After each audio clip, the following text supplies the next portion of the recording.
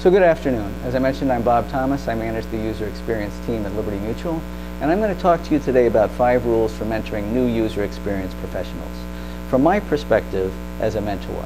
But first, before I get to those 5 rules, I'd like to discuss a few key concepts. What's the difference between teaching and mentoring? With teaching, the teacher drives the agenda. And if I'm teaching you, you may be working for me. With mentoring, the mentor drives the agenda, and the mentor may or may not be your boss.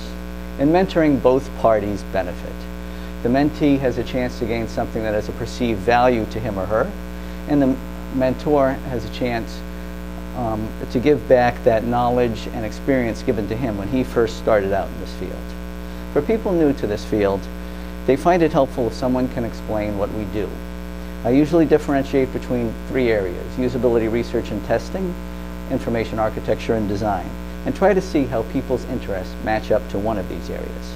So let's get to our first rule. Sometimes your boss can be your mentor. As a boss, I mentor people interested in usability research and testing in terms of practical techniques and methods, and I also advise around classes and degree programs. As someone who's established a UX practice in my company and someone who's graduated from Bentley's program in human factors, people do reach out to me for advice around courses to take. And at my company, many people view usability tests and get excited about that. As your mentor, I can show you in 3 to 6 months how to run usability tests with participants. You enable your mentees to shadow and observe, and then note take. And after training, moderate sessions by themselves.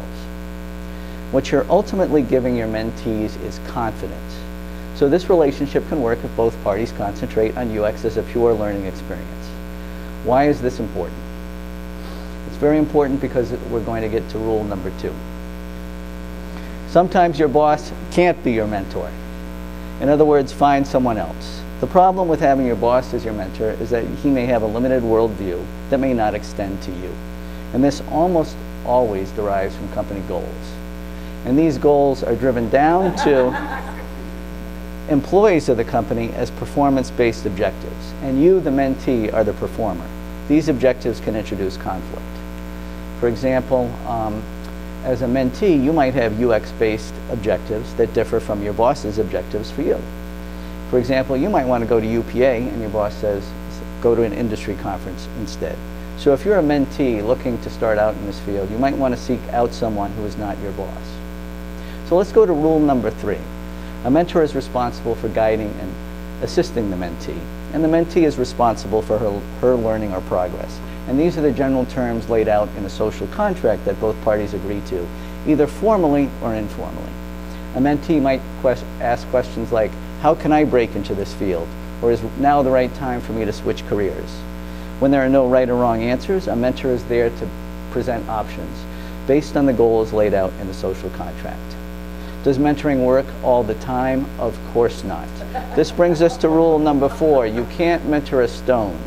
Sometimes the mentee is not self-aware and believes that her skills and abilities are greater than they are. Sometimes the mentee might be technophobic or unable to listen or can't collaborate or is incapable of moderating usability sessions. So in these cases, you have to tear up that social contract. As a mentor, you have to be prepared to accept failure. This leads us to rule number 5, the most important rule. Perspective is additive. We all have a unique way of thinking, and we all have different experiences to draw on. So we need to add other people's perspectives into this big UX mix. Why is that? Because let's face it, we can't make carbon copies of ourselves. As a UX community, we benefit from celebrating differences. For example, in usability research, some people want to try new methodologies, while other people want to master tried and true methods. So by mentoring, we're enabling people to share with us their unique points of view. This collective perspective gives us a better outcome.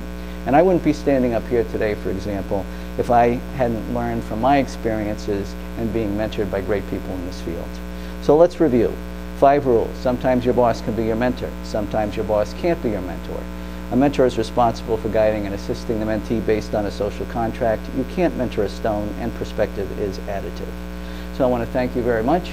Again, my name is Bob Thomas. I manage the user experience team at Liberty Mutual. You can email me at robertl.thomas@libertymutual.com, or you can follow me on Twitter at Bob Thomas.